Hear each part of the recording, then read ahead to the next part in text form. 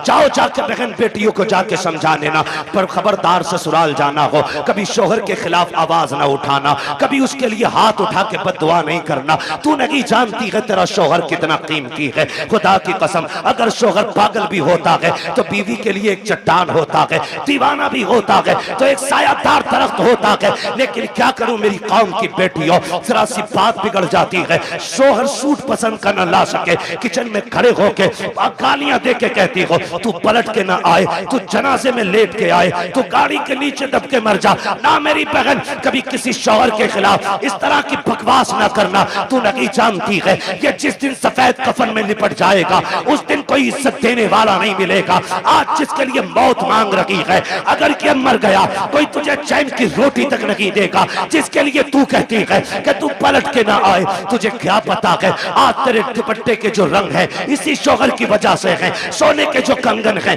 इसी शौहर की वजह से है, घर में जो तेरी हुकूमत चल रही है शौहर की वजह से चल रही है। अगर तुझे 10 बेटों पे गुमान है तो होश के नाखून ले। हमने उन माओं को देखा है जिनके घर में 12 बेटे हैं और जब तक बाप था माँ की मर्जी के बगैर एक पत्ता नहीं हिलता था। लेकिन जिस दिन से बाप गया है आज कोई माँ से रोटी को नहीं पूछता है तूने खाई के नहीं खाई है। अगर तुझसे शौहर की अनबन है तब भी इसके लिए मौत ना मांगना।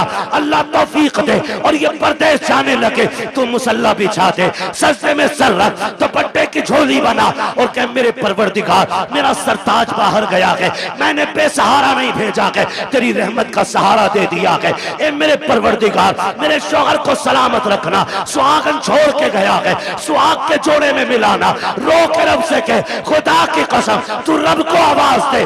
मेरा दिल कहता है अगर रब ने सुन ली तो मौत भी उस वक्त तक जुदा नहीं करेगी जब तक परदेश से तेरे शौहर की तेरी मुलाकात नहीं हो जाए। सुभान अल्लाह सुभान अल्लाह सुभान। लेकिन सुनो जमींदारों, सुनो ठेकेदारों, सुनो अमीरों, सुनो बिगड़े हुए लोगों, उन लोगों से बात कर रहा हूं जो रुखसती के बाद बेटी की कान में कहते हैं डरिए मत, फोन कर दिए लल्ला फौरन आएगा। लिमिट में रहो, लिमिट में। किसी के बाप से बेटियां नहीं पली है, तू क्या पाल लेगा। औकात में रहा करो। मियां बीवी की अनबन हो सकती है, तुम कौन होते हो बीच में। हाँ, अगर ज्यादती कर रहा है और उसके शाहिद और गवाह हैं तो फिर बेटी को उस घर में रखना भी जरूरी है। लेकिन जरा सी बात पे उसका फोन आया और तुम पहुंच गए। पहले तलाकें कम होती थी, बुरा ना मानिएगा, तलाकें कम होती थी और तलाक की नौयत भी होती थी। जिसकी बेटी को तलाक होती थी या तो वो बाप जहर खा के मर जाता था या 8-8 दिन घर से नहीं निकलता। इतने गैरत वाले लोग थे। आज गैरत मर गई मेरी कौम की। आज बेटी को बगल में खड़ा करके बाप चीख के कह रहा डिवोर्स दे, रखनी नहीं तेरे घर में। तू कैसे बोला। वो गैरत कर, शर्म कर। बड़े बड़े बादशाहों से बेटी नहीं रखी गई, तू कौन होता रखने वाला। आज बाप तलाक के लिए खड़ा है, शर्म नहीं आती है मियां बीवी के मसले में टांग अड़ाने में। बता तेरी बेटी ज्यादा अजमत वाली है या मेरे नबी की बेटी ज्यादा अजमत वाली है। कह रहा तुझे पता ना ये मेरी बेटी है, तू लपटंट है, मेरी बेटी है ये। और सुन होगी तेरी अभी उसकी बीवी है, इसलिए आप लिमिट में रहिए। तो कह रहा डरिए मत, फोन कर दिए, चाबी गाड़ी में लगी रहती है, लल्ला किक मारेगा फट से पहुंच जाएगा। क्या करेगा पहुंच के, ज्यादा जाके थप्पड़ मार देगा, गला तो काट नहीं देगा, थप्पड़ मार देगा। शोहर के पास इतनी पावर है, उसने जहां कहा ना 3 तलाक, बेड़ा ही गरक हो जाएगा तेरा। फिर कुछ भी कर लेना, ये लौट के आने वाले जुमले नहीं। इसलिए ये ना कह खड़े, वो कह जो मेरे नबी ने कहा। फरमाया फातिमा अब तक मेरी रजा की फिक्र थी, अब मेरे अली की रजा की फिक्र करनी है। ये मेरे नबी ने बेटी को कह के भेजा। कुछ भी हो जाए मेरा अली रूठना नहीं चाहिए। और तू कह रहा डरना मत, औकात कुछ भी नहीं, 2 मिनट में अंदर करा देंगे।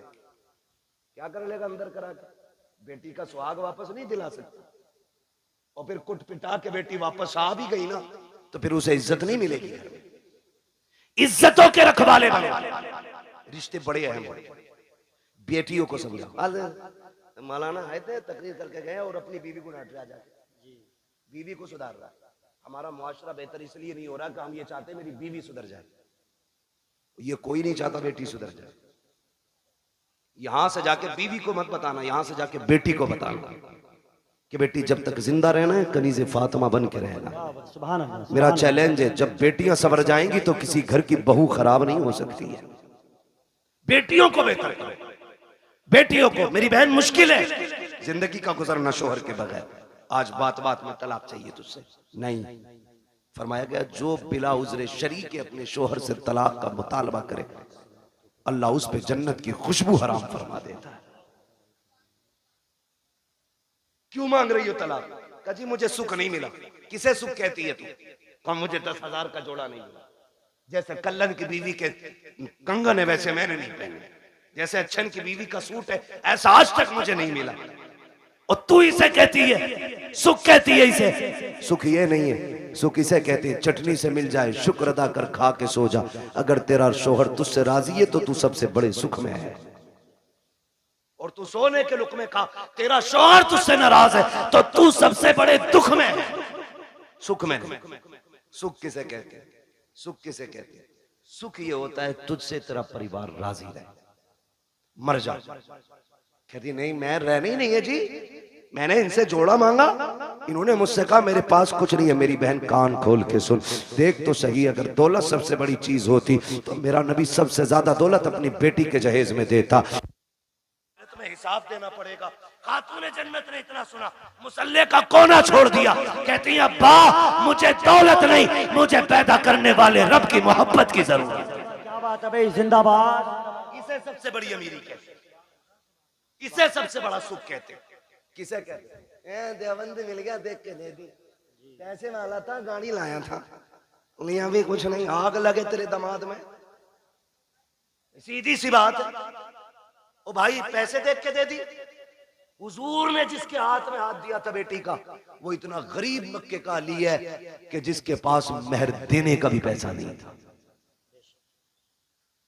उसके हाथ में। और बेटी से क्या कहा था? फातिमा उस अली के साथ रिश्ता किया है जिस अली से बेहतर जमीन पे तेरे लिए कोई शोहर हो ही नहीं सकता। हो किधर, जा किधर है? हजरत आमीना रोई, रोई सैयदा आमीना बेकरार हो गई। मालिक बच्चा आया है लेकिन बाप नहीं रहे। रोई, दुख होता है, दुख होता है। आज सदमे, अल्लाह भला करे हमारी कौम का। और एक हंगामा है मैशर हो तो भूलूं उसको, सैकड़ों बातों का रह रह के ख्याल आता है। हमसे कहा गया सारे मौजूआत पे थोड़ा थोड़ा बोल लेना। भाई चौधरी साहब अगर सारे मौजूआत पे बोलूं तो 3 घंटे चाहिए। एक बात कम से कम इतनी तो की जाए जो उसका समझ में आ जाए कि इसमें क्या नुकसान क्या नफा है। बस आखिरी बात मैं करने लगा हूं, अल्लाह आपको सलामत रखे। टाइम 1.25 घंटे से ऊपर हो गया। बहुत गौर से मेरी बात सुनिए।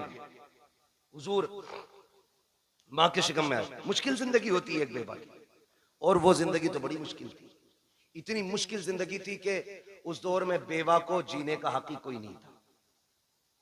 लोग कहते हैं ना क्यों मिलाद मनाते हो? इसलिए ही तो मिलाद मनाते हैं।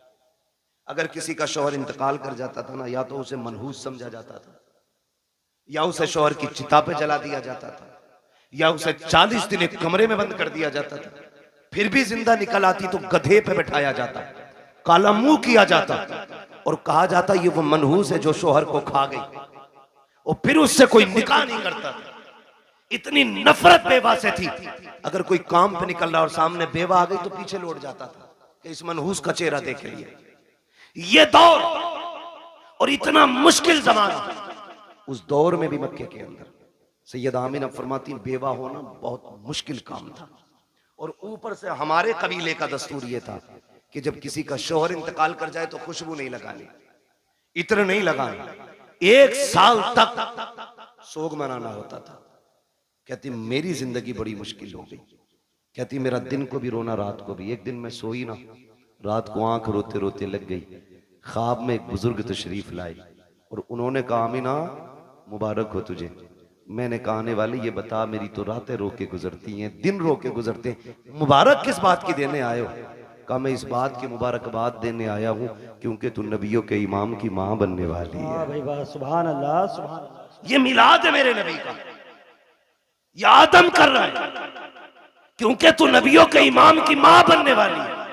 कहने लगी बाबा मैंने पहचाना नहीं आपको। कहा मुझे नहीं जानती, मुझे आदम सफीउल्लाह कहा जाता है, मुझे आदम कहा जाता है। कहती जिस दिन पहले दिन आदम आए, मुबारकबाद दी, मैं सुबह उठी ना मेरे माथे पे पसीना, कहती मैंने हर दिन की तरह यूं साफ किया।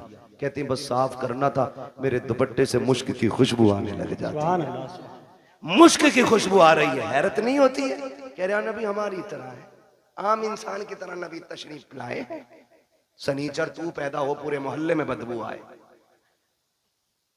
तेरे अब्बा की शक्ल देख के पता चल जाए ये उस मनहूस का अब्बा है, और तू कह रहा हमारी तरह। देख मेरा नबी कैसा है। ये आला हजरत ने नहीं कहा है, मुहद्दिस देहलवी नहीं कह रहे हैं, ये नबी की अम्मी सैयदा आमिना फरमा रही हैं कि जब माथे पे मैंने पसीना साफ किया, मेरे कपड़े से खुशबू, अब चूंकि बेवा को खुशबू नहीं लगानी थी, मैं डर गई, मेरे दुपट्टे से खुशबू आई तो जमाना क्या कहेगा। मैं धोने के लिए दौड़ी, जब मैंने पानी डाला तो कहते दुपट्टे की खुशबू खत्म करनी थी। जो पानी दुपट्टे से निकल रहा था उस पानी से खुशबू थी, जिस जमीन पे लग रहा था उस जमीन पे खुशबू थी।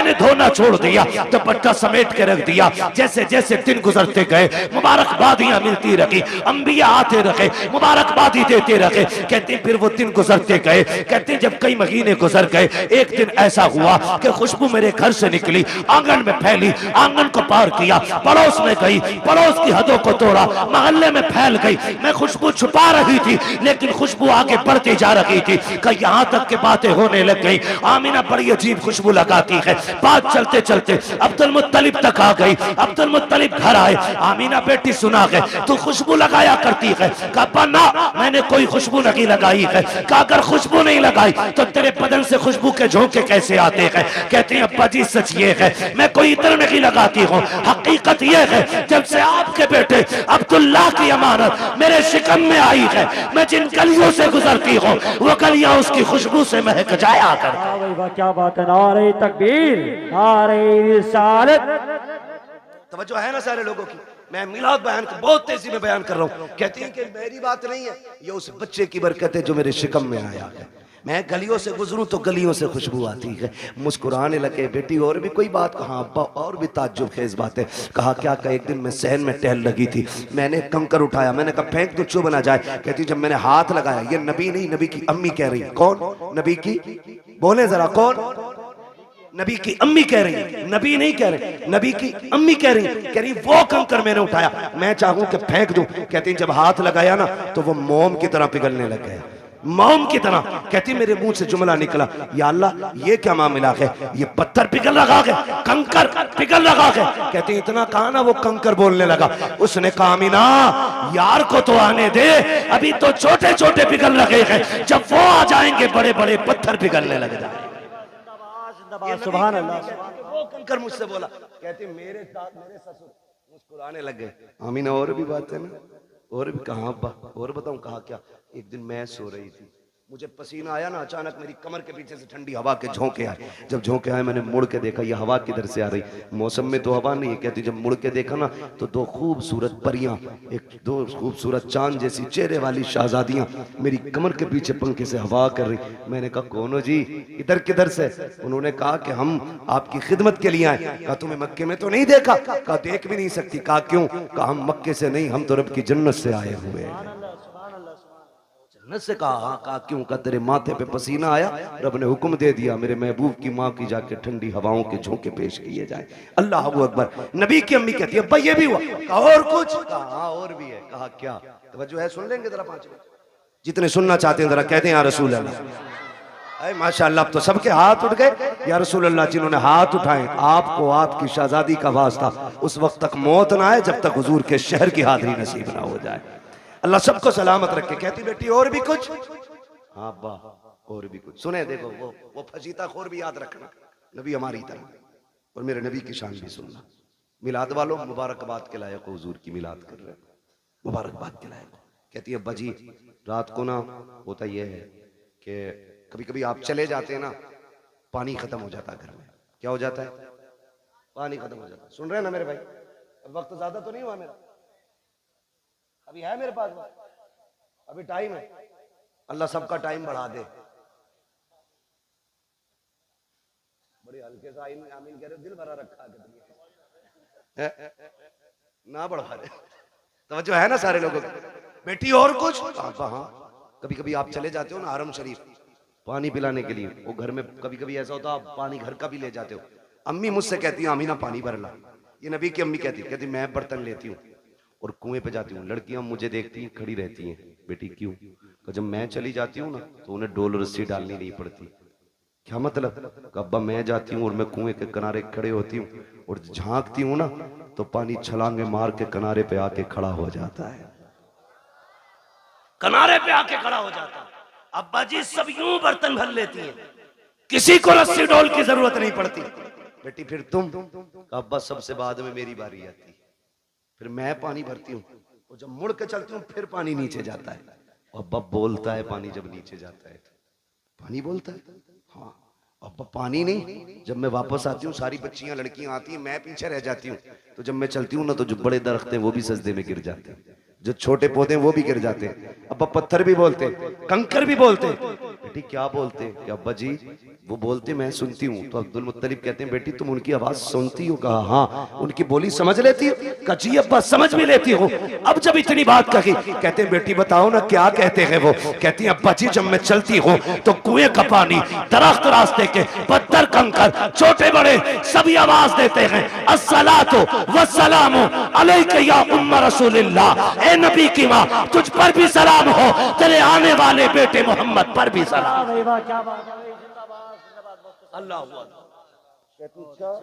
कलेजा ठंडा हो गया, मुस्कुराने लगे, कहने लगे रब ने मेरी दुआ कबूल कर ली। कहा अब्बा क्या मतलब? का एक दिन तुझे रोते देखा, मैं हरम में गया, मैंने खिलाफ काबा पकड़ के कहा था काबे वाले मुझे तूने और भी बेटे दिए, मेरा एक गया तो मैं सब्र कर लूंगा।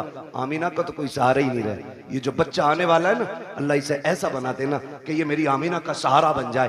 कहते मैंने इतना का आवाज आई अब्दुल मुत्तलिब तू तो आमीना के सहारे की बात कर रहा है, जिसको हम भेजने वाले हैं ना हमने उसे कायनात का सहारा बनाने का फैसला। सुभान अल्लाह सुभान अल्लाह सुभान अल्लाह। कि मैं तभी समझ गया ये बेटा शान वाला होगा। नबी की अम्मी बयान फरमाती है फिर वक्त गुजरता गया, वो रात आ गई जिस रात में मेरा शहजादा आने वाला है, शहजादा आने वाला है।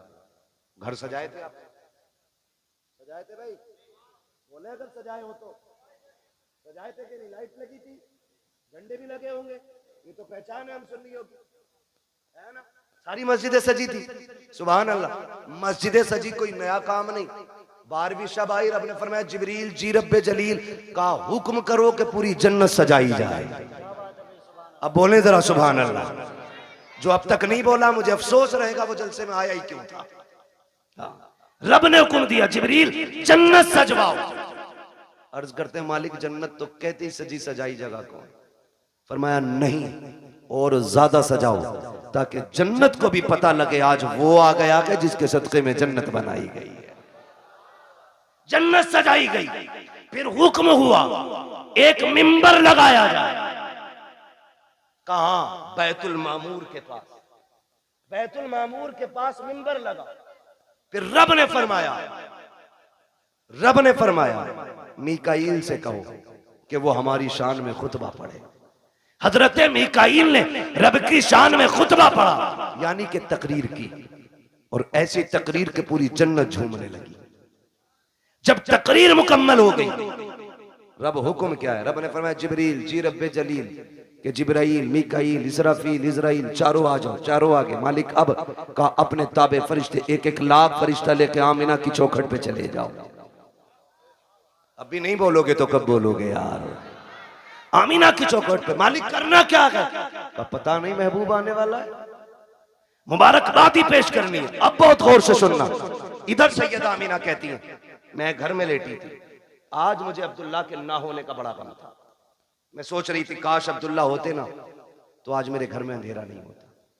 बच्चे की विलादत का वक्त है, 4 औरतें मक्के की भी मेरे पास होती, आज मैं तन्हा ना होती। कहती शोहर की जुदाई का गम, ये रुलाने लगा। कहते भी आंसू आंख से निकल के रुखसार तक आया था कि अचानक मेरे घर की दीवारें फटने लग गई। फदखला सलासुन निस्वा, 3 औरतें घर के अंदर दाखिल हुई। उनके कद खजूरों के बराबर थे, चेहरे चांद से ज्यादा रोशन थे। कहती मेरी चारों तरफ आके बैठ गई। 4 थी, एक रिवायत में 3 भी है 4 भी है। कहती 4 औरतों को मैंने देखा, आके बैठी। मैंने कहा कौन हो? कहा एक कहती हमें नहीं पहचाना। कहा बताओ तो सही कौन हो?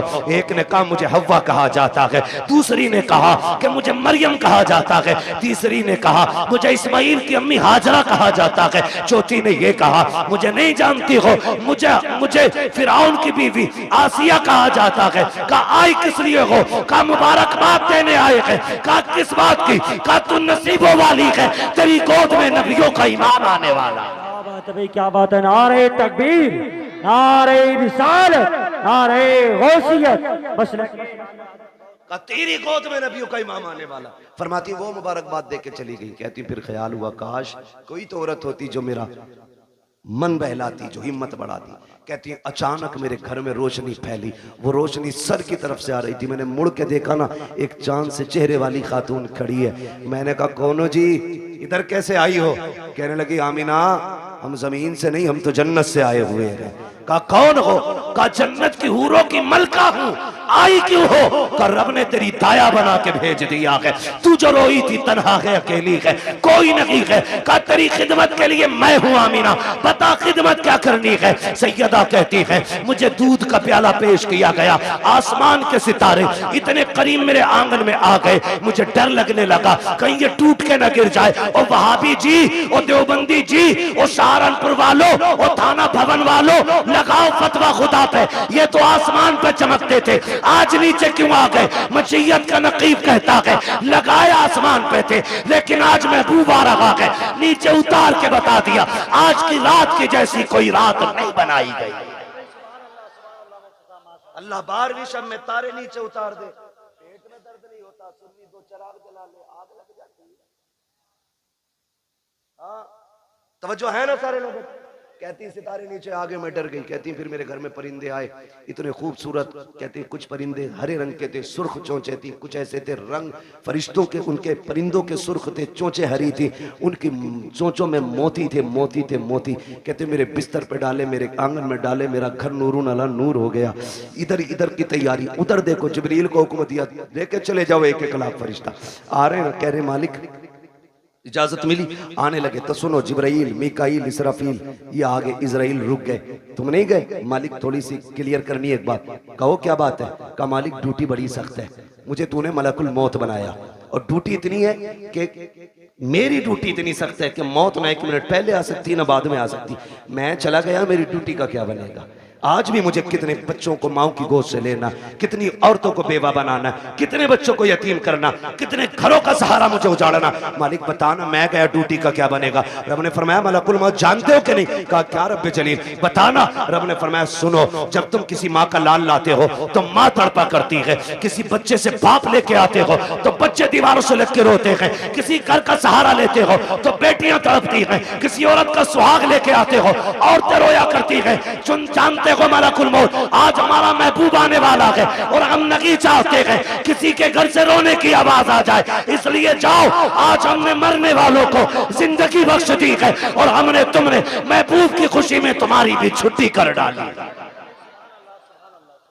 आज मरने वालों को भी जिंदगी की खैरात मिली। और मुहद्दिसीन फरमाते जिस दिन हुजूर आए उस साल में जितने भी बच्चे पैदा हुए रब ने सारी माओं को बेटे ही अता किए थे। महबूब की खुशी ने रब ने पूरी कायनात में बेटे बांट दिए। मौलवी बिरयानी बांट दे तो कहता है शेरा, अल्लाह ने तो बेटे ही बांट दिए। पूरी कायनात को बेटों का तोहफा दिया रब ने। कितने दिन तक? 1 साल तक बेटे ही मिलते रहे सब। तवज्जो है सारे लोगों की? बात खत्म करने लगा हूं बस। कहती है ना फिर सारे फरिश्ते आ गए और फरिश्ते कह रहे मालिक अकेले अकेले जाना? कहा नहीं आज जुलूस लेके जाना है। और एक दूसरे को मुबारकबाद देते हुए जाना, फरिश्ते एक दूसरे को मुबारकबाद देते हुए आ रहे। इधर कहती हैं, फरमाती हैं ना, फिर मेरी बारगाह में दूध का प्याला पेश किया गया। एक प्याला पेश किया गया, था कैसा? कहती हैं शहद से ज्यादा मीठा, मुश्क से ज्यादा खुशबूदार, दूध से ज्यादा सफेद और बर्फ से ज्यादा ठंडा। कहती मैंने घूट पिया। कहती हैं जब घूट पिया मेरे दुख तकलीफें सारी खत्म हो गई। फरमाती हैं फखरजा मिन्नी नूर, फिर मेरे बदन से नूर निकला। हैरत की बात है ना, नबी की अम्मी तो कहती है मेरे बदन से नूर आया गए, वहां भी कहता नबी हमारी तरह गए। आला हजरत ने क्या गलत कहा? तेरी नस्ल पाक में गए, बच्चा बच्चा नूर का, तू है ऐने नूर, तेरा सब कराना नूर का। कहती फिर नूर निकला। वो कहती जब नूर आया ना, मैंने देखा मेरा शहजादा कैसा है, देखूं तो सही, हर माँ चाहती है मेरा बेटा कैसा है, आंख कैसी है, नाक कैसी है, कान कैसे। कहती मैंने भी देखना चाहा। कहती जब लम्मा नजर तू, जब मैंने अपने बेटे को देखा, कहती मकहूलन, पहली नजर मेरी उसकी आंखों पे पड़ी तो मेरे लाल की आंखों में सुरमा लगा हुआ था, मदहूनन, बालों में तेल लगाए हुए हैं, मगसूलन, गुस्ल करके आ रहे हैं, मुअत्तरन, मुअत्तरन, खुशबूदार पैदा हो रहे हैं। फरमाती है ताहिरन, साफ आ रहे हैं। कहती मकसूरन, नाफ कटा हुआ है, मखतूनन, खतना शुदा पैदा हो रहे हैं। अगली बात कहती है आते ही मेरे लाल ने काना साजिदा, सजदे में सर रखा, मैंने कान लगा के सुना, मेरा बेटा कह रहा था रब्बे क़ब्ली उम्मती, रब्बे क़ब्ली उम्मती। जमीले कादरी कहते हैं रब्बे क़ब्ली उम्मती कहते हुए पैदा हुए। रब ने फरमाया कि बख्शा अस्सलातो है जी। रुक के आखिरी बात कह के बात खत्म कर लूं, इंशाल्लाह कभी जिंदगी रहेगी यहाँ से आगे की बात तो फिर बयान कर लेंगे। लेकिन शर्त ये भाई, नीचे करो थोड़ा सा, टाइम से नंबर दे, 11 बजे माइक दे देना और 12 बजे अपना ले लेना, ठीक है? इंशाल्लाह कभी टाइम से गुफ्तगू होगी। हुजूर तशरीफ लाए, कायनात मुस्कुराने लगी, बातें बहुत सी हैं। हुजूर आ गए, हुजूर आए, इधर मेरे हुजूर ने सजदे में सर, उधर काबा झुक गया। आला हज़रत फरमाते हैं जिनके सजदे को महराब काबा झुकी, उन भवों की लताफत पे, जोर से, उन भवों की लताफत पे लाखों सलाम। और फरमाते हैं पतली पतली गुले कुद्स की पत्तियां, उन लबों की लताफत पे लाखों सलाम। ये क्यों झुक गया काबा, ये क्यों आ गया रुकू में, क्यों सजदे की तरफ दौड़ा? आवाज आती बरेली से हाजियो आओ, शहंशाह का रोजा देखो, काबा तो देख चुके, काबे का, काबे का काबा देखो। हुजूर आए, कायनात मुस्कुराने लगी। हुजूर मुहद्दिस देलवी फरमाते हैं जिस जमीन पर हुजूर की विलादत का तज़किरा होता है, अल्लाह 1 साल तक उस जमीन पे अपने करम की बारिशें फरमाता है। जिस मोहल्ले, जिस बस्ती में हुजूर की विलादत होती है ना, अल्लाह 1 साल तक उस बस्ती से मुसीबतों को दूर फरमा दिया करता है। इतनी बड़ी बरकतें हुजूर की विलादत के तज़किरे की हैं। आला हज़रत फरमाते हैं हश्र तक डालेंगे हम पैदाइश मौला की धूम,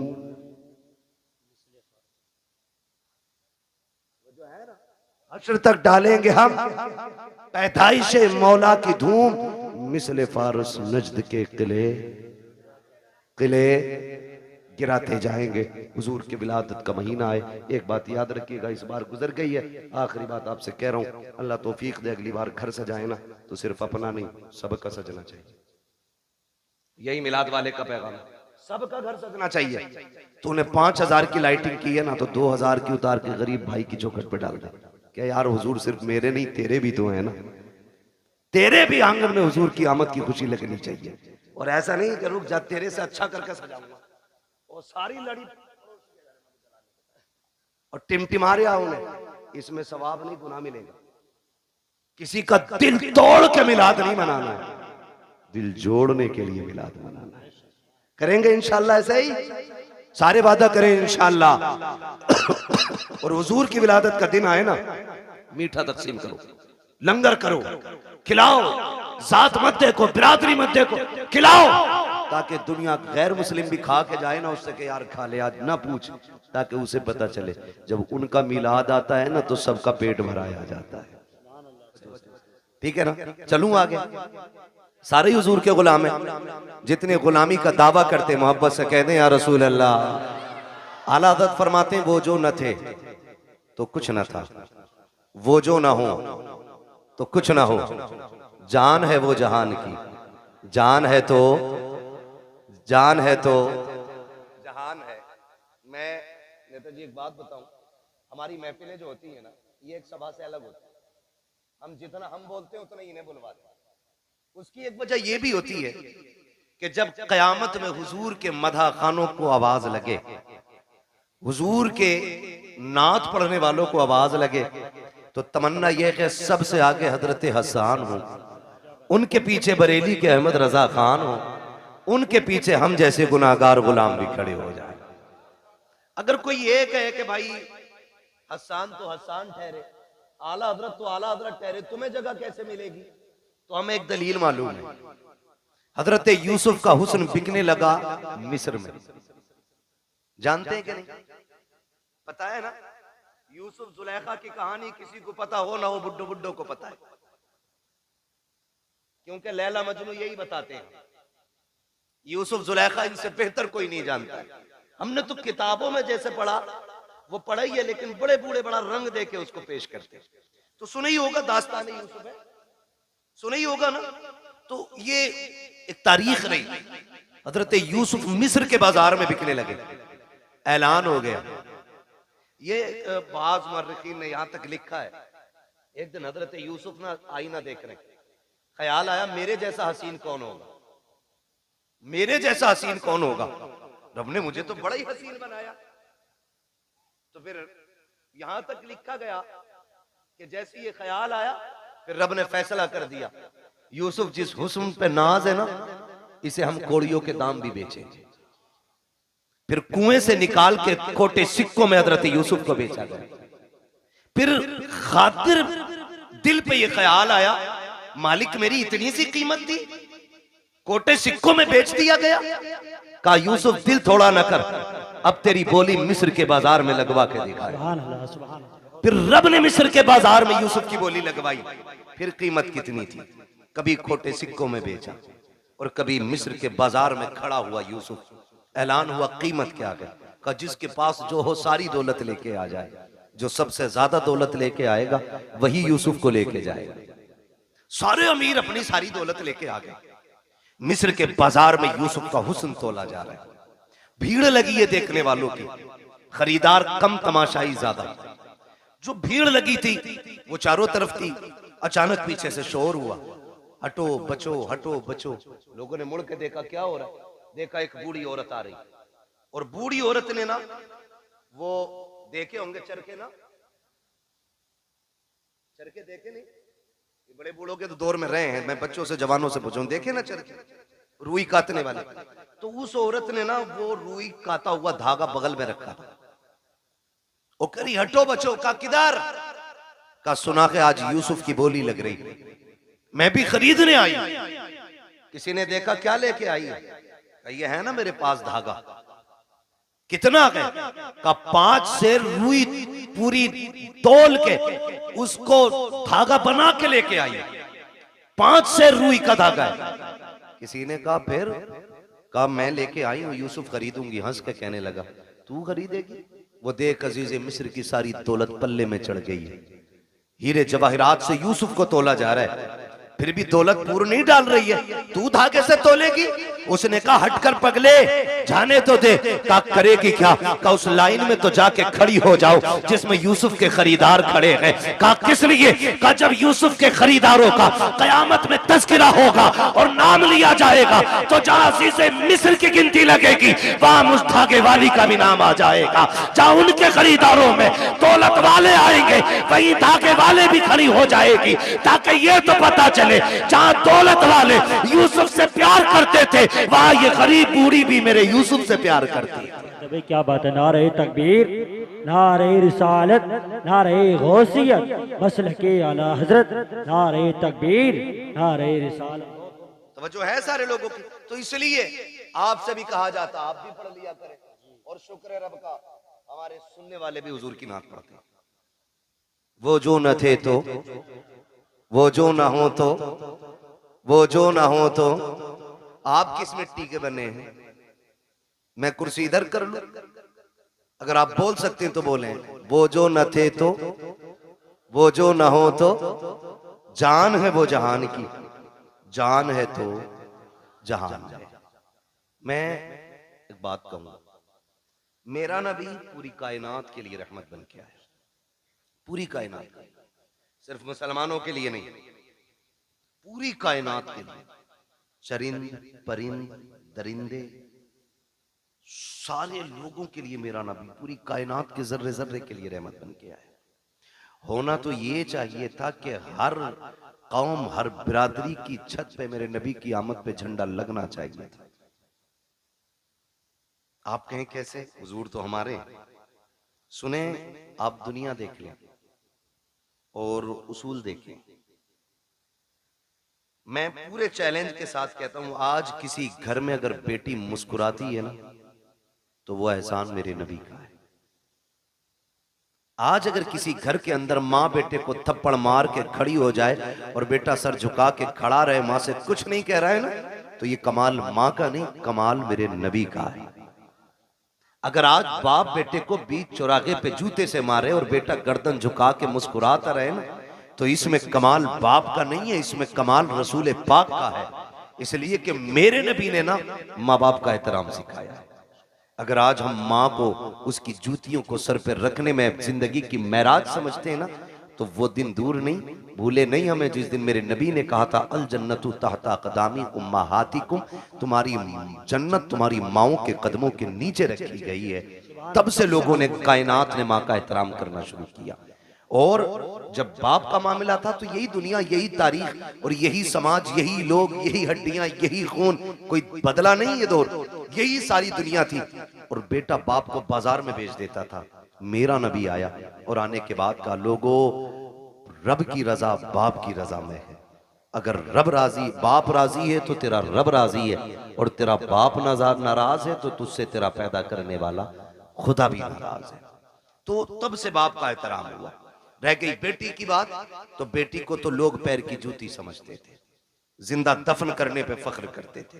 मैं इसलिए कहता हूं बेटियों, कभी सर से दुपट्टा उतरने लगे ना तो मगरिबी तहजीब पे मत जाना, फैशन के नाम पे बिगड़ने की कोशिश मत करना।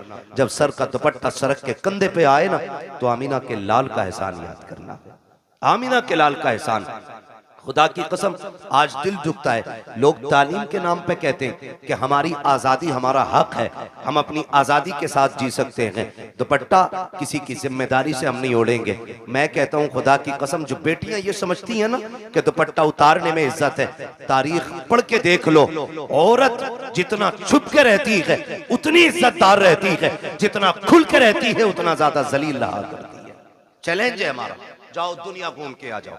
और सच्ची बात बताऊं, ये जो खड़े रहते हैं ना, जो इस्लाम के खिलाफ बकवास करते हैं, इस्लाम ने, मुसलमानों ने औरतों को कैद में डाल दिया और पर्दा दे करके उन्हें फांसी दे दी, उनका ऐसा कर दिया।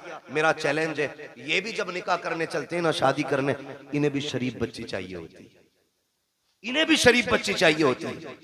और शराफत की सबसे बड़ी पहचान यह है कि बच्ची की नजरों में हया होना चाहिए।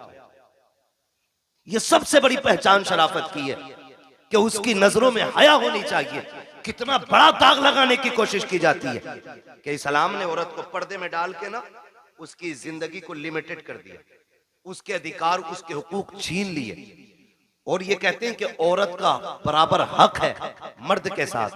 क्या बराबरी का हक है? तो लोगों का कहना यह है कि जैसे मर्द मजदूरी करता वैसे औरत भी मजदूरी करेगी। ये नजरिया कि अगर रोडवेज मर्द कंडक्टर है तो औरत भी होनी चाहिए, मर्द ड्राइवर है तो औरत भी होनी चाहिए, का ये बराबर का अधिकार है। मैं कहता हूं गैरत आनी चाहिए। कहा क्यों? कहा तुम हमारे इस्लाम के बारे में क्या जानो। इस्लाम वो खूबसूरत मजहब है जिसने पूरी इंसानियत के मुकम्मल हुकूक का ख्याल रखा है, एक एक हक का ख्याल रखा है। लोगों ने कहा कि इस्लाम ने औरत को पर्दे में रख के पाबंद कर दिया, वो घर के अंदर 4 लोगों का खाना बनाए। मैंने कहा तुम इसे गुलामी कहते हो, आओ तुम्हारी आजादी बताऊं। कहा आजादी किसे कहते हैं कि लड़की खुल के जिंदगी जिए, जो चाहे ड्यूटी करे, उसका भी सर्विस करने का हक है। मैंने कहा चल ठीक, हम लोग अक्सर फ्लाइट एयरवेज वगैरह जाना रहता है, आप जाकर के देखो वो तमाशा औरत का बनाया गया है। हर जगह पे आपको लड़की खड़ी मिलेगी, हर जगह पे। मुल्क के अंदर लाखों नौजवान बेरोजगार टहल रहे हैं, उन्हें एक वक्त की रोटी देने के लिए तैयार हम नहीं है। किसी को पढ़े लिखे IAS IPS पकौड़ियां तलने के लिए तैयार है, लेकिन नौकरी मिलने को तैयार नहीं है। बेटियों के हुकूक के लिए लड़ने वालों, कौन से हक की बात करते हो? आपने लेकर के एक छोटी सी दुकान से हवाई जहाज तक बच्चियों को ले जाके खड़ा कर दिया और बात करते हो हमने इज्जत दी है। मैं तारीख के हवाले में ये बात कहना चाहता हूँ, जिम्मेदारी के साथ कहता हूँ, जाओ जाकर के किसी भी फ्लाइट को देख लो, एक फ्लाइट के अंदर कम से कम 350 बंदे बैठा करते हैं और उसके अंदर उनकी देखभाल के लिए 3 से 4 बच्चियां होती हैं। 350 लोगों को सुबह से शाम तक पानी पिलाना और उनकी ड्यूटी में यह लाजिम होता है तुमसे कोई किसी भी तरह बात करे तुमको उनसे मुस्कुरा के बात करनी है, किसी के लहजे का भी, गलत लहजे का भी जवाब तुम्हें सख्ती से नहीं देना है वरना तनख्वाह काट ली जाएगी। साहिब किस आजादी की बात करते हो? जिसने बेटियों से कपड़ों का हक छीन लिया तुम उसे आजादी कहते हो, जिसने उसकी इज्जत का हक छीन लिया तुम उसे आजादी कहते हो। 4 बच्चियां 350 लोगों की नौकरी कर रही है तुम उसे आजादी कहते हो। ये आजादी नहीं है, ये गुलामी है। आजादी ये है कि 4 भाइयों की एक बहन हो, अपने भाइयों को इज्जत से खाना खिलाए, लेकिन खुदा की कसम किसी की मां ने दूध नहीं पिलाया है कि उस बहन की तरफ कोई नजर बिगाड़ के देख भी सके, इसलिए कि इज्जत के रखवाले रब ने 4 भाई दिए हैं और तुम इज्जतें लूट के आजादी देते हो। इस्लाम इज्जतें दे के बेटियों को आजादी अता फरमाता है। नारे तकबीर, नारे रिसालत, नारे गौसियत, मसलके आला हजरत उलमाए अहले सुन्नत हजरत अल्लामा मुफ्ती हम्माद साहिब किबला मुरादाबादी। नारे तकबीर, ये आजादी हमारे इस्लाम ने दी है। वो 4 लोगों का बना रही, बताओ 4 लोगों का खाना मुश्किल है या 400 लोगों का? बोले 400। और घर में बहन के तेवर देखे आपने? उसने पोछा लगाया और जूता पहन के आ जाना, फिर बड़े हो या छोटे खैरियत नहीं है। बिस्तर अगर बहन ने लगा दिया तुम कूद के बैठ जाना, चादर अगर सिमट गई तो खैरियत नहीं है। झाड़ू लेके पीछे भागे तो कम, जूता लेके पीछे भागे तो कम। बड़ा भी है तो डर रहा है क्योंकि उसने सफाई की। तो मैं ये कहना चाहता हूं, ये इज्जत हमारे इस्लाम ने दी, ये इज्जत हमारा मजहब देता है, लेकिन दिल के पपोले जल उठे सीने के दाग से, इस घर को आग लग गई घर के चिराग से। किसके लिए रोए हम? कमी तो हमारी है ना सारी, खतावार तो हम ही है ना कहीं, चूक तो हम ही से हुई है कहीं ना कहीं। मैं कह रहा था मेरी बेटी सर से दुपट्टा उतरने लगे तो बाप की इज्जत को सोचना या मत सोचना वो तेरे लायक और नालायक होने पे डिपेंड करता है, लेकिन तुझ पे लाजिम है जब दुपट्टा उतरने लगे तो एक बार मदीने वाले मुस्तफा के बारे में जरूर सोचना। क्या बात है, उनके बारे में जरूर सोचना जिन्होंने बेटियों को दुपट्टे दिए, बेटियों को दुपट्टे दिए। आज हम अपनी कौम से सिर्फ इतना कहेंगे, हुजूर के दिए हुए किरदार को मजबूती से थामे। मेरे हुजूर आए, कायनात को इज्जत मिली, कायनात को इज्जत मिली, सरकार आए। और खुदा की कसम मैं ये नहीं कहूंगा, मैं तो हर कलमा पढ़ने वाले से कहता हूं कि सारे हुजूर के नाम का झंडा लगाओ, सारे हुजूर के नाम का। लेकिन करना क्या है? हमें तो हम ही खा गए ना, हमें तो हम ही खा गए, वरना दुनिया में ताकत नहीं थी कोई हमें मिटा लेता, औकात नहीं थी कोई हमें घुटनों पे ले आता, हमको हम ही खा गए। फिर कबंदी है कहीं और कहीं जाते हैं, क्या जमाने में पनपने की यही बातें? ये डॉक्टर इकबाल ने बहुत पहले कहा था, एक कलमा पढ़ने वाला झंडा लगाता है तो दूसरा कलमा पढ़ने वाला क्या कहता है? ये शिरक है। इससे शिरक भी आज तक कहना नहीं आया। छोटे भाई का पजामा, बड़े भाई का कुर्ता, आके कह रहा शिरक। क्या शिरक है? कि झंडा नहीं लगना चाहिए। क्यों भाई? कि हुजूर के जमाने में झंडे नहीं लगे। वो गैरत कर भाई, पढ़ के किधर आए? हुजूर आए तो जिब्रील 3 झंडे लेके आए, 3 झंडे लेके आए। मैं झंडों पे भी बात करूंगा, लेकिन मैं समझाना चाहता हूं यहां किसी भी बिरादरी का बंदा बैठा है, मैं कहता हूं बिरादरी रख के हुजूर का गुलाम बन के सुने। हुजूर आए, झंडा किसी ने लगा दिया, पेट में दर्द क्यों? ओ भाई किसी झंडे पे पंजा लगा है, कौन सी पार्टी का झंडा? बोले यहां क्यों नहीं बोल रहे? जिसके घर में चूहे अजान दे रहे वो भी दुकान पे बैठ के देश चलाता। हाँ, बीबी ने नमक मंगाया था, पैसे नहीं थे, लेकिन आके दुकान पे टांग रख के बीड़ी लगा के कह रहा किसकी बन रही है? अगर किसी जान पहचान के ने कह दिया फलां की बन रही है, कह रहा चुप कर, 70 उसकी आ रही है। जिनसे घर नहीं चलता वो देश चलाने की बातें बैठ जाते। बताइए जरा, इतनी तो पहचान होगी। पंजा लगा तो किसका झंडा? जोर से, ये बच्चे बोल रहे हैं, बड़े बड़ो गैरत करो, किसका झंडा? और साइकिल देखी तो मैं प्रचार नहीं कर रहा हूं इलेक्शन का, मैं कुछ बताना चाहता हूं कुछ। किसका? हाँ यही ना, बच्चों को तुमसे ज्यादा नॉलेज होनी चाहिए। साइकिल किसका निशान बना? अच्छा हाथी लगा देख लिया तो बसपा, और अगर फूल बना देखा तो बीजेपी। अच्छा किसी के मकान पे ये झंडा अगर लगा है, समझो है ना, ये झंडा अगर लगा है तो जिस पार्टी का झंडा होगा देखने वाला समझ जाएगा कि जिसका झंडा उसी का बंदा है ना। यही होता है क्या नहीं? मिसाल के तो बस अब समझे, इस बात से मैं समझाना चाहता। झंडे से एतराज क्यों? हर पार्टी का अलग झंडा, हर कौम का अलग झंडा, हर मजहब का अलग झंडा है। अब जरा सोचिए, साइकिल देखी समाजवादी का कहलाया, पंजा देखा कांग्रेस का कहलाया, हाथी देखा बसपा वाला कहलाया, कमल देखा बीजेपी वाला कहलाया। अगर विलादत का झंडा देखेगा तो कोई मोहम्मदी नहीं कहलाएगा। बताओ तो सही, अगर साइकिल लगा के तुम समाजवादी वाले हो सकते हो तो विलादत का झंडा लगा के तुम्हें मोहम्मदी होने में क्या परेशानी होती? क्या बात है भाई, जिंदाबाद जिंदाबाद।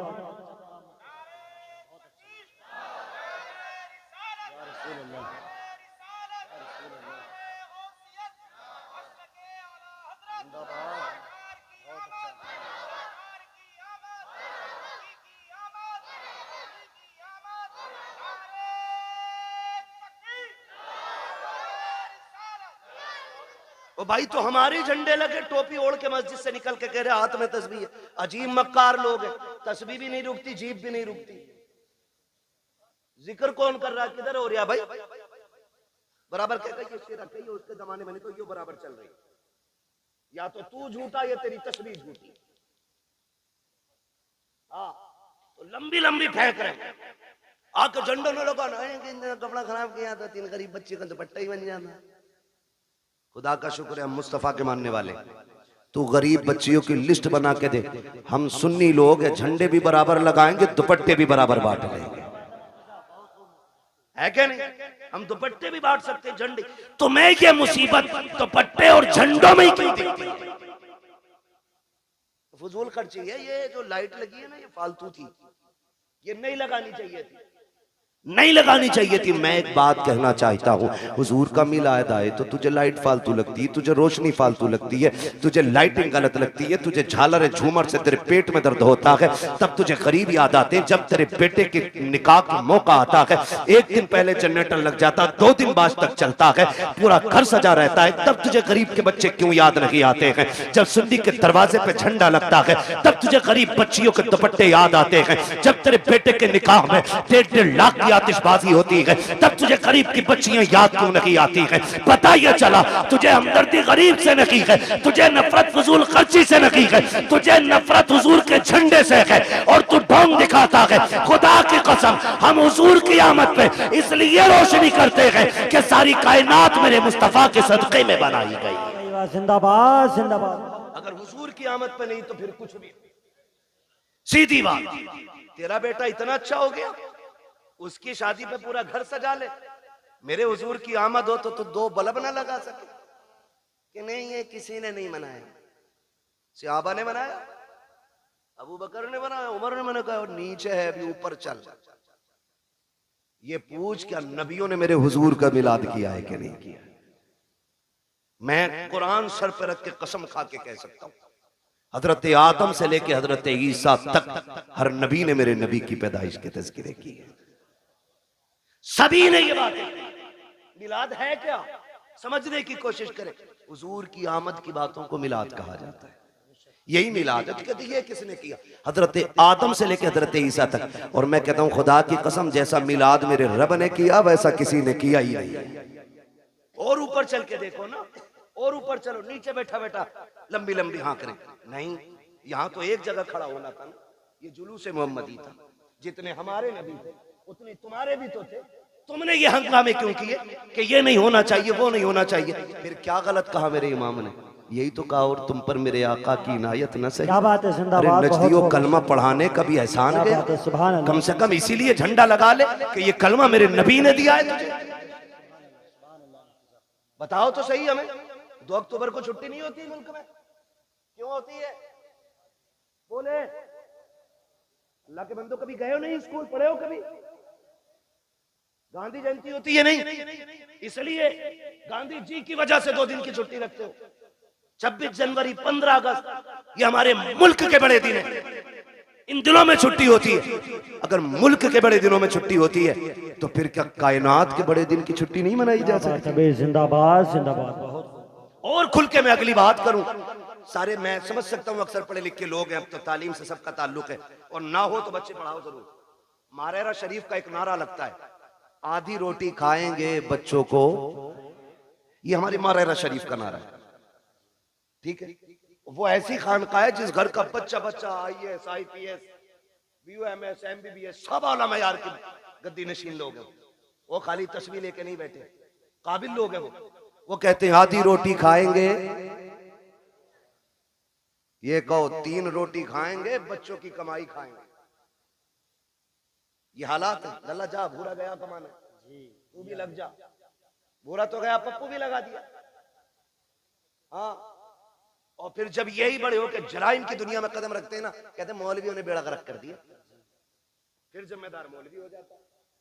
इमाम साहब समझाया नहीं था जुम्मे में, तू 18 साल बिगाड़ने में लगा है, इमाम 18 मिनट में संभाल देगा। मेरी समझ में ये जादू नहीं आती। आप अपने बच्चों को बचपन से वक्त दे, उनके 1-1 मिनट का हिसाब लें। हम बड़ी आजादी से जी रहे हैं। मैं चैलेंज के साथ कहता हूं, सबसे ज्यादा रात को जागने वाली हमारी कौम है, और सुबह को सबसे देर तक सोने वाली हमारी कौम। पूरा हिंदुस्तान का सर्वे कर लो, जबकि सबसे पहले हमारी कौम को उठना था। हम लोग रातों रात के मुसाफिर हैं। जब हम रात में जाते हैं ना, अगर 11 बजे भी चौक में लोग बैठे, हम समझ जाते हैं मुसलमानों का गांव है। हाँ, और अगर 4 बजे अगर लोग ना रोड पे निकल मिल जाएं दौड़ते हुए, हम समझ जाते हैं ये गैर मुस्लिमों का गांव है। क्योंकि हमारी कौम तो 11 बजे उठेगी नहीं, क्योंकि 2 बजे तक तो पबजी खेला होगा मेहनत से, उसमें अब्बा का नाम रोशन करना है। 11 बजे उठेगा, 11 बजे आंखें मसल के जाके दुकान का शटर खोले, एक गिराहक नहीं आता शाम को, कह रहा डोरी दे दो, गिराहक नहीं आया। बरकत तो मनहूस तू खा गया। मेरे नबी ने कहा था, या अल्लाह मेरी उम्मत के सुबह के वक्त में बरकत अता फरमा। मैं चैलेंज के साथ कहता हूं, सुबह ईशा पढ़ के, रात को ईशा पढ़ के सो जाओ, फजर उठ के पढ़ लो, और उठने के बाद थोड़ा कुरान पढ़ो, थोड़ी सी आप वजीफा पढ़ लो, और उसके बाद उठ के सीधे दुकान पे चले जाओ। तुम 10 बजे का इंतजार मत करो, तुम 10 से पहले पहले दुकान खोलो। जब तक लोग दुकान पे पहुंचेंगे, अल्लाह तेरी झोली में तेरी रोजी डाल चुका होगा। तरीका ही हमारे गलत है, तरीका ही हमारे गलत है। शिकारी भी शिकार करने जाते, रात भर आके पड़ते, तब जाके शिकार मिलता है। दुकान पे 12 बजे जा रहे हैं, तो बदले अपने रवैये। तो ये हमारी कौम की कंडीशन है, सबसे बाद में सोना और सबसे बाद में उठना। बुरा ना मानिएगा, एक से कहने लगे साहब बच्चे को नहीं डांटते आप, उसने पता क्या कहा, क्या वो सुनता ही नहीं। तुम बात करियो, हमने कहा अल्लाह क्यों 2 बजे तक पबजी खेल रहा, कहीं पागल हो गए, तो कह रहा 1 बजे तक तो मेरे अब्बा भी चलाते मोबाइल। अब बताओ सुधरेगी ऐसे कौन? एक कहावत है बड़े बूढ़ों की, खरबूजे को देख के खरबूजा रंग बदलता है। तो ऐसे हालात बनाओ आप कि आपके बच्चे एक दूसरे को देख के पढ़ें, आगे बढ़े। एक कह रहा पबजी में तू कहां पहुंच गया, तो बता रहा मैं वहां पहुंच गया, तो अपना आप और उससे आगे जा रहे। गलत नहीं कह रहा हूं। 9-9 साल के इतना बड़ा मोबाइल में नाली पे मिलेंगे बैठे हुए, नाली पे। भाई इसको उधर घुमा दो थोड़ा सा, इसकी हवा नुकसान दे रही। नाली पे बैठे मिलेंगे मेरी कौम के नौजवान, नालियों पे बैठने की उम्र है। पढ़िए, आगे बढ़िए। उसके बाद कहते अरे नेताओं ने बेड़ा गर्क कर दिया, इनसे बारिश नहीं करी, मेरी तो नौकरी लग रही थी, मैं तो डॉक्टर बन जाता, मास्टर बन जाता। जो कौम घूस दे के पास होती है ना, वो कभी कामयाब नहीं हुआ करती है। मेहनत करो, खुद एड़ियां रगड़ो, और जो एड़ियां तुम्हारी रगड़ी जाएंगी, जो उससे पानी निकलेगा, खुदा की कसम वो चश्मा तुम्हारी आखिरी सांस तक चलता रहेगा। गलती तुमने ये की है, दूसरे के कंधों पे चले हो। काश अपनी जिम्मेदारी लेके आगे बढ़ते, खुद मेहनत करते। अगर तुम्हारे अंदर काबिलियत होती, किसी की माँ ने दूध नहीं पिलाया था, तुमसे हक छीन लेता, जो हकदार होता है उसे हक हर हाल में मिल के रहा करता। बेशक सुभान अल्लाह। नारे तकबीर, नारे रिसालत, मसलके आला हजरत, नारे तकबीर। पढ़ोगे इंशाअल्लाह? कितनी जोर से इंशाअल्लाह कह रहे हो, अल्लाह तुम्हारी इंशाअल्लाह में बरकत दे दे। हाँ तो भैया देखो, सीधी सी बात है, मैं आपको एक बता दूं, सुनना बहुत गौर से मेरी बात। एक है कानून कुदरत और एक है कानून फितरत। दोनों चीजें याद रखें। कानून कुदरत में माफी है, कानून फितरत में माफी नहीं। कानून कुदरत यह है कि तुमसे गुनाह हो गया है, एक दिन मुसल्ला बिछा के रो दो रब के आगे। वह इतना बड़ा कादिर मुतलक है, तेरी पूरी जिंदगी के गुनाह एक लम्हे में माफ कर सकता है। यह है कानून कुदरत। लेकिन एक है फितरत। वो क्या है? कानून फितरत यह है कि ट्रेन आ रही है 120 की स्पीड से और तुम यूं खड़े हो जाओ कि अल्लाह चाहेगा तभी मरेंगे, नहीं चाहेगा नहीं मरेंगे। वो आई और छींचड़े बखेड़ गई, फिर कहने लगो अल्लाह ऐसे ही चाह रहा था। ये फितरत है। आप स्पीड वाली गाड़ी के आगे खड़े होगे तो नुकसान पहुंचेगा। आप भरे दरिया में हाथ पैर बांध के डाल दो किसी को, और फिर कहो भाई कुदरत के ऊपर छोड़ दिया हमने। किसी को डेग में बंद करके पानी भर के नीचे से आग लगा दो और कहो जी कुदरत है, मरेगा मर जाएगा, बचेगा बच जाएगा। तो फितरत क्या है? बचना नहीं है ना। तो ये फितरत है। इसी तरह फितरत का ये भी कानून है, जो पढ़ेगा वो आगे बढ़ेगा, वरना आने वाले दौर में अनपढ़ों से नाली भी साफ नहीं कराई जाएगी। बिजनेस तो छोड़ो, बहुत बड़ी बात है,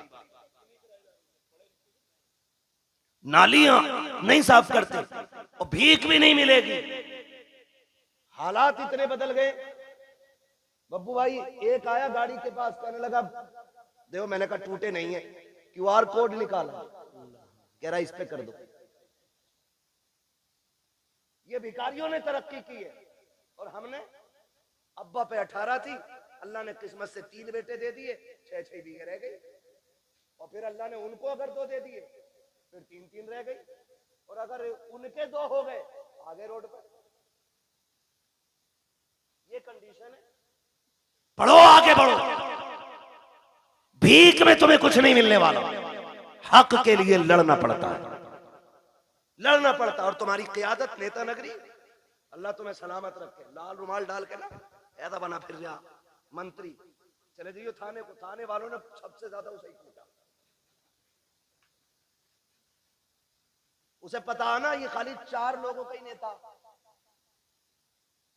ये भी जानते हैं जिसके पीछे 4000 आदमी होंगे उसको इज्जत मिलेगी, जिसके पीछे 4 आदमी होंगे उसे इज्जत नहीं मिलेगी। तो 4 का ना बन, 4000 का बन। क़यादत कर, मजबूत कर, चोली और आंख में चोली खत्म कर, शान का कायद बन। कायद देखना है तो देख मेरे नबी के उमर को, जब कुर्सी पे बैठा तो शेर बकरी भी एक जगह खड़ी थी। पावर ये आपकी अपने अखलाक की बुनियाद पर पैदा होगा। आप जो है ना थोड़ा सा बदलें अपने आप को। हर 4 आदमियों में तो एक नेता है, हर 4 आदमियों में। कहां है भाई? कह रहे वो नेताजी बताएंगे। कौन है नेताजी? अरे इनके बड़े भैया। और उनके चचा के घर गए, कहां है तुम्हारे बेटे? है ना वो नेताजी के साथ गए, पता चला उनका भी बड़ा वाला नेताजी है। उनके ताऊ के घर गए, कहा के उनके भी एक बड़ा नेताजी है। ये क्या कर रहे हो भाई? तो बदले अपनी रविश और सोच। डॉक्टर इकबाल ने कहा था कि मोहम्मद से वफा तूने तो हम तेरे, ये जहां चीज है क्या लो कलम तेरे। आप पढ़ेंगे ना तो आपको मालूम होगा ना आपकी पावर क्या है, आपकी ताकत क्या है। हम कभी जीतने के लिए अक्सर लड़ते ही नहीं इलेक्शन, हम हराने के लिए ज्यादा लड़ते हैं। ये कह रहे आप, हम तो खैर जानते नहीं इस मामले में ज्यादा, और अपना जो है ना कुछ ज्यादा वो रहता भी नहीं, ज्यादा बाहर ही रहते हैं। मैं पता ही नहीं कब इलेक्शन कौन सा हो जाता। लेकिन ये कह रहे बब्बू के अब्बा कह रहे इसे जरूर हरवाना आपके। ये हमारी कौम के हालात है। समझ रहे हैं ना? इसे जरूर हरवान, ये मैंने मिसाल के तौर पे नाम लिया, सच्ची ना लेना, मैं सिर्फ बताना चाहता हूं कि लोगों की ये सोच है तुम आप हराने के लिए क्यों, जीत के लिए आगे क्यों नहीं बढ़ते? जीत के लिए आगे बढ़ो, अपना हक हासिल करो। आपका एक नुमाइंदा अगर बीच चौराहे पे खड़ा हो जाए, कहते जो ये कहे वो हम कहेंगे, खुदा की कसम औकात नहीं है किसी की। अगर एसएसपी भी आके तेरे गांव के जेब कतरे को ले जाए, खुदा की कसम ये जो घरों में आग लगती है या तो तेरी लगाई है या मेरी लगाई है, आज भी वक्त है, इत्तेफाक पैदा कर लो, एक जगह खड़े हो जाओ। किसी की माँ ने दूध नहीं पिलाया है, कोई तुम्हारा बाल बेका भी करके दिखा। क्या बात है भाई, जिंदाबाद जिंदाबाद। यही सोच मेरे नबी ने तुम्हें दी। बट गए कितने सारे, इतने बढ़ गए, एक ही घर के अंदर ना दो पार्टी है, अब्बा किसी को वोट दे रहा, बेटा किसी को दे रहा, बीवी तीसरी पार्टी में। हाँ, खुदा की मिला ना विसाले सनम ना इधर के रहे ना, तो ऐसा मसला। भाई मैं प्रचार नहीं, मैं सिर्फ आपकी सफों में प्यार पैदा करना चाहता हूं, इसकी वजह से नफरतें पैदा नहीं होनी चाहिए। हाँ, इलेक्शन कोई हारे कोई जीते, छुट्टी इमाम साहब की ना, कुछ नहीं। मस्जिद मस्जिद है, ये अल्लाह का घर है, आके कह रहे निकालो, क्योंकि पिछले जुमे में मुझे सुनवाई आई थी, इन्होंने कही थी कलुआ कोई दियो सारे वोट, इमाम को पता ही नहीं कलुआ कौन था, वो छुट्टी हुई ना। हमारा दीन है, हम अपने दीन को खालिस रखें। मस्जिद में आए, इमाम से कहें वो तरीका बता जिस तरीके से मेरा नबी खाना खाता है, वो तरीका बताओ जिस तरीके से मेरा नबी पानी पीता है। हम इसीलिए तो हुजूर का मिलाद मनाते हैं, क्योंकि हुजूर आए तो खुदा की रहमतें बरसने लग गई, हुजूर आए तो कायनात मुस्कुराने लग गई। और हुजूर का मिलाद तो सबसे पहले मेरे रब ने ऐलान किया, हुजूर की विलादत की खुशखबरियाँ कायनात में मेरे रब ने फैलाई हैं। आप तारीख का ये बाप पलट करके देखिए, हर बंदा ये सोचता है, मैं आपको समझाना चाहता हूँ, खुदारा सुने बहुत गौर से। आज ना बड़ी आसानी से जब देखा ना कि दामाद मालदार है तो नसब नहीं देखा, जात नहीं देखी, मजहब नहीं देखा, जाके ना हम डायरेक्ट बेटी डाला है। भाई मजहब तो देख लेता, देखता ये अकीदा है कि बद अकीदा है कि खुश अकीदा है। हम कुछ नया मौलाना पैसे वाला था इसलिए लड़की दे दी, लड़की सुकून से रहेगी। नहीं मेरे भाई, तूने बेटी जहन्नम में झोंक दी है, क्योंकि ये 60 साल फाके से भी कट सकते हैं, लेकिन मरने वाली बात की जो जिंदगी है वो बड़ी मुश्किल हो जाएगी। वो 60 साल की नहीं, वो दायमी जिंदगी है। इसलिए खुदा के वास्ते पैसा देख के बेटी ना दिया करो, दीन देख के बेटी दिया करो, इसलिए कि पैसे के बगैर गुजारे हैं, लेकिन दीन के बगैर गुजारा नहीं हो सकता है। आज मेरी कौम कितनी आसानी से बर्बादी के दहाने पर है, हम आपस में बर्बाद होते जा रहे हैं। हुजूर से सच्चा प्यार क्यों नहीं करते हो?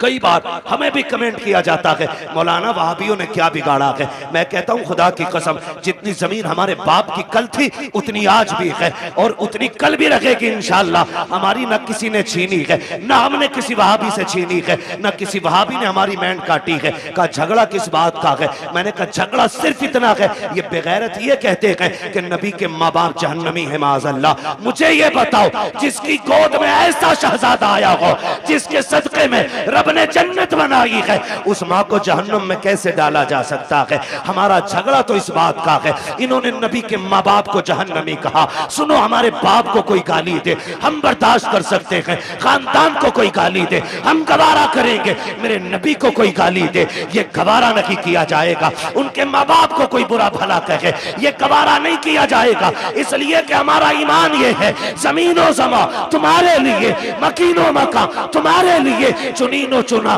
तुम्हारे लिए, बने दो जहां तुम्हारे लिए, हम आए यहाँ तुम्हारे लिए, उठे भी वहां तुम्हारे लिए। भाई नारे तकबीर, नारे रिसालत, नारे गौसियत, मसलके आला हजरत हजरत अल्लामा मुफ्ती हम्माद साहिब किबला, नारे तकबीर, नारे।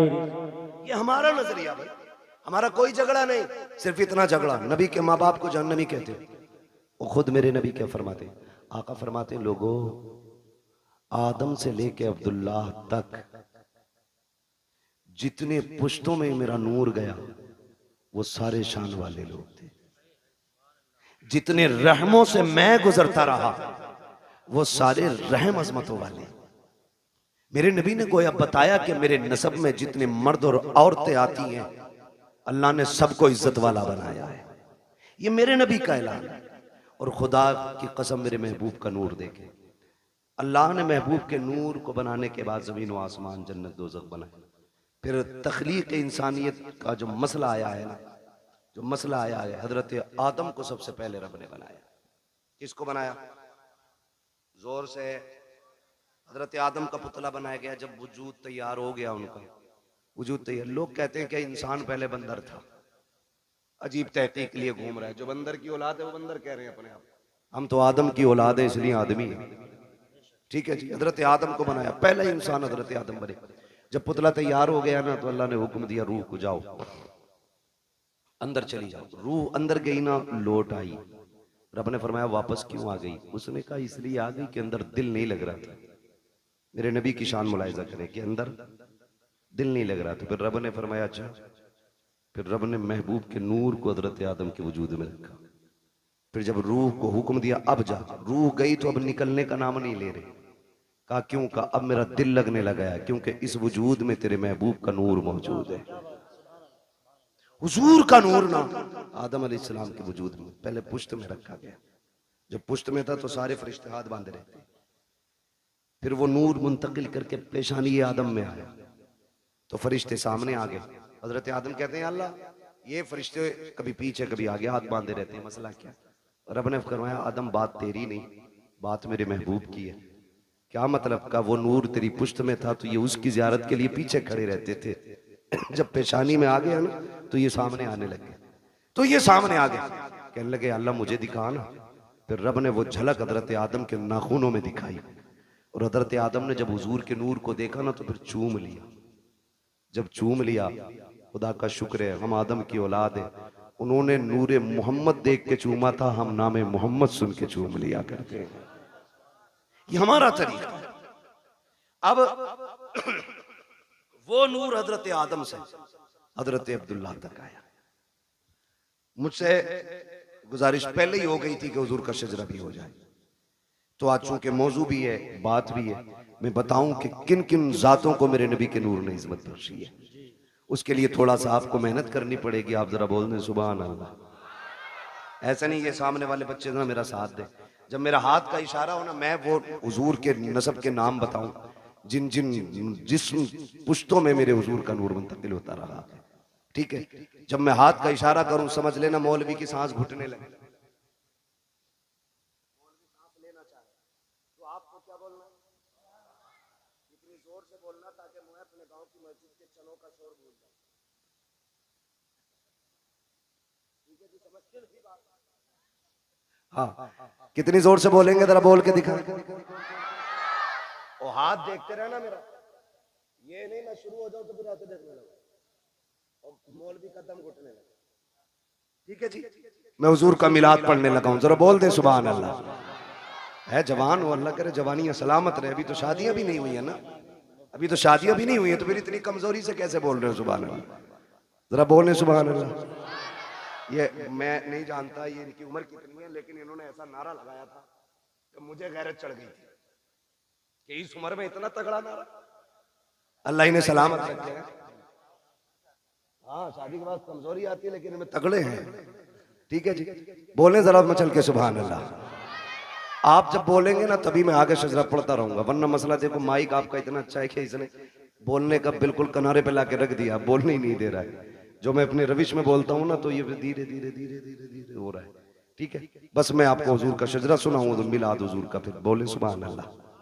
नारे तकबीर, नारे रिसालत, नारे गौसियत, मसलके आला हजरत शाह इस्लाम ज़िशान रज़ा क़ादरी, नारे तकबीर, मद्दाह रसूल राशिद रज़ा मरकज़ी, नारे तकबीर, नारे रिसालत। एक शायर साहब गए थे, अल्लाह करम से दो आ गए। कितनी बरकत होती है माशाअल्लाह। अभी आपको सुनना, मेरा टाइम पूरा हो चुका है, 12:30 बज गए। बोलने जरा सुभान अल्लाह और जोर से। ऑपरेटर साहब थोड़ी सी ऐसी आवाज दे दो कि ये अपनी आवाज से हमारी पहुंचा दे, हमें चीखना ना पड़े ज्यादा, है ना? ठीक है, थोड़ा गला पकड़ रहा बहुत ज्यादा आपका, ये तवज्जो है सारे लोगों की। अगर कोई फूक गया ना पैसे ले लेना उसका, मगर आवाज खोल दो थोड़ी सी। बोलने जरा सामने वाले बोलते सुभान अल्लाह। मैंने ई को बढ़ाने नहीं कहा, मैंने आवाज बढ़ाने को कहा। ठीक है, ई को ना बढ़ाए, आवाज बढ़ा दे। ठीक है बच्चे, आप मेरा साथ दें माशाल्लाह। ये मेरी कमेटी के लोग हैं, देख रहे हो जिहाद क्या, ये पूरे शहादत के अंदर मंजिले में आ गया बंदा। बोले सुभान अल्लाह। मेरे बच्चों इतनी जोर से आप सुभान अल्लाह बोलो कि गला बैठ जाए, और गला बैठ जाए। अम्मी पूछे क्या हुआ, कहना अम्मी जब सारे लोग बोलने में कंजूसी कर रहे थे तब हम हुजूर की महफिल में गले की कुर्बानी देते। ठीक है ना, इतनी जोर से बोलना, जरा बोले सारे में चल के सुभान अल्लाह। आदम के बेटे शीश, क्या बात है, सुभान अल्लाह। माशाल्लाह। ये बच्चे जो है ना, अल्लाह जब ये जवानी आ गई ना इनकी, तो ये बनेंगे मजबूत वाले लीडर, है ना। इसे तो दीमक लग गई इस नस्ल को हमारी, पता नहीं पबजी खा गया कि कौन सा गेम खा गया, समझ नहीं बात है। रील खा गई, रील खा गई मेरी कौम को, रील। राशिद भाई की नजर बड़ी पक्की रहती है, ये बरेली से दिल्ली तक का देखते रहते हैं। ठीक है ना, जरा बोल दे सुभान अल्लाह। जिन्हें रील की बीमारी ना लगी है वो जरा बोल लेंगे सुभान अल्लाह इंशाअल्लाह। मैंने पहले ही बता दिया, हाथ देखो तो सुभान अल्लाह कहती हो, वरना मौलवी का दम घुट सकता। सीधी बात है। मैं खाली अल्लाह राजी होगा नेकी मिलेंगी, आपको मिलेंगी तो इंशाअल्लाह फिर हमें भी मिलेंगी। ठीक है ना, तो फिर साथ देना। बोल मेरे बच्चे जरा सुभान अल्लाह। आदम के बेटे शीश, शीश के बेटे यानस, यानस के बेटे कैनान, कैनान के बेटे मेलाइल, मेलाइल के बेटे व्यारत, व्यारत के बेटे इदरीस, इदरीस के बेटे मुतवशिक, मुतवशिक के बेटे लमकने के नाम, लमकने के नाम के बेटे नूह, नूह के बेटे साम, साम के बेटे जुलाद, जुलाद के बेटे शालिक, शालिक के बेटे आबिर, आबिर के बेटे दाता, दाता के बेटे रावा, रावा के बेटे सारू, सारू के बेटे नाखुर, नाखुर के बेटे तारिक, तारिक के बेटे इब्राहिम खलीलुल्लाह, इब्राहिम खलीलुल्लाह के बेटे।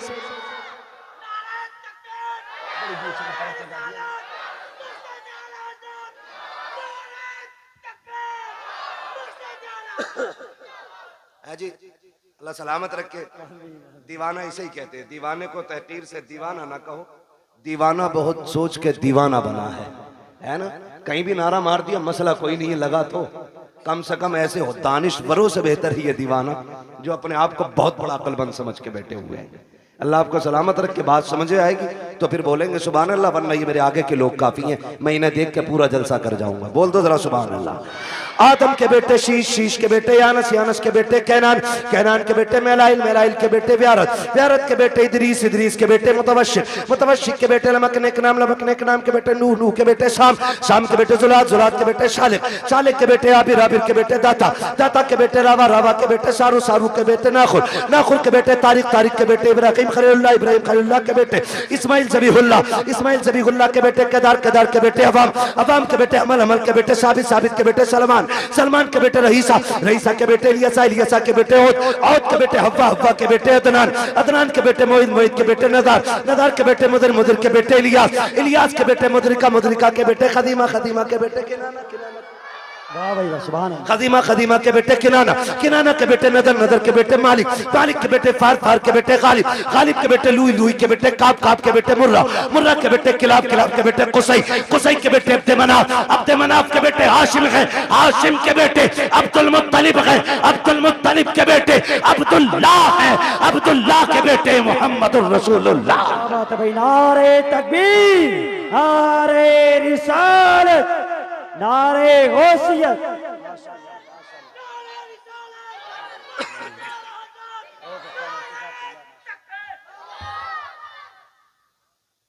तवज्जो है सारे लोगों की? अब तो बोल दे जरा सुभान अल्लाह और जोर से। अब जरा तवज्जो कीजिए प्यारे, ये नूर हजरत आदम से हजरत अब्दुल्लाह की पुश्त में आया। हजरत अब्दुल्लाह का निकाह सैयदा आमिना से हुआ। अभी 3 माह का अरसा गुजरा है, हजरत अब्दुल्लाह परदेश जाने लगे हैं। बीवी से कहते मेरी शरीक हयात परदेश जा रहा हूँ। कहती मेरे सरताज अभी 3 महीने गुजरे हैं, अभी जी भर के मैंने देखा भी नहीं है, इतनी जल्दी जुदाई की बात है? का कुछ दिन की बात है, वापस आएंगे, साथ रहेंगे, प्यार मोहब्बत की जिंदगी गुजारेंगे, तेरे हाथ की बनी रोटी खाएंगे। लेकिन मसीयत को कुछ और ही मंजूर था। हजरत अब्दुल्लाह गए तो, लेकिन जिंदा वापस ना आ सके, रास्ते में इंतकाल हो जाता है। जरा दिल थाम के मेरी बात सुनिएगा प्यारे, हजरत अब्दुल्लाह का इंतकाल हुआ, वापस नहीं आए हैं। लेकिन जब तारीख आई हजरत अब्दुल्लाह की वापसी की, तो जिस तरह आज बाप परदेश से आता है, बेटियां घर में तैयारियां करती हैं, शोहर परदेश से आता है, बीवियां घर में तैयारियां करती हैं, हजरत आमिना तैयारियां कर रही है, घर की सफाई चल रही है, बिस्तर लगाया जा रहा है। हजरत अब्दुल मुत्तलिब कहते हैं आमिना बेटी बता तो सही ये इतनी खुशियां किसके लिए है? कब्बा आज मेरे अब्दुल्ला आने वाले हैं, ये सारा इंतजाम उनके लिए है। कहते बेटे खाना तो खा लिया होता। कब्बा जी अब्दुल्ला कह के गए थे साथ खाना खाएंगे। बेटी वो कब आएंगे? कहा जब आएंगे तभी खाया जाएगा। शाम हो गई अब्दुल्ला नहीं आए हैं। कहती अब्बा जी पता तो कीजिए, मेरे अब्दुल्ला को आ जाना चाहिए था लेकिन अब तक नहीं आए हैं। अब्दुल मुत्तलिब खाने काबा में गए, किसी ने आके कहा अब्दुल मुत्तलिब कहा जी आपके अब्दुल्ला वापस नहीं आएंगे। आपने इतना सुना बिजलियां गिर गई, ऐसा लग रहा था जैसे हजरतों की खुशियों का जल करके पूरा नशेमन खाक हो गया हो। आपने खुद को संभाला, घर तशरीफ लेकर के आए हैं। अभी दरवाजे पे पहुंचे गए, दस्तक नहीं दी है, बेटी दौड़ के बाहर आ जाती है। अब्बा जी क्या हुआ? मेरे अब्दुल्ला का पता चला कि नहीं चला है? कहते हैं बेटी सब्र करना, अब्दुल्ला वापस नहीं आएंगे। इतना सुनना था मेरे नबी की अम्मी बेहोश हो जाती है। होश आया, खुद को संभाला, ए मेरे परवरदिगार मेरे बच्चे ने बाप का चेहरा नहीं देखा, इसके बाप ने बच्चे को नहीं देखा, आने से पहले मेरा बच्चा यतीम हो गया है। आवाज़े कुदरत आती है, आमीना रोने की जरूरत नहीं है, आंसू ना बहा। हमने महबूब को बेसहारा नहीं बनाया है, हमने इसको कायनात का सहारा बनाने का फैसला किया। नारे तकबीर, नारे रिसालत, नारे गौसियत, मसलके आला हजरत, नारे तकबीर, नारे। अब तवज्जो करना मेरे प्यारे, बहुत गौर से सुनिएगा, जाके बहन बेटी तक मेरी बात पहुंचा देना। सैयदा आमीना कहती हैं अब्बा जी मेरे सरताज का अब नहीं आने वाले हैं। फिर क्या था, जिंदगी की खुशियां रूठ गई, दिन को भी रोना रात को भी रोना।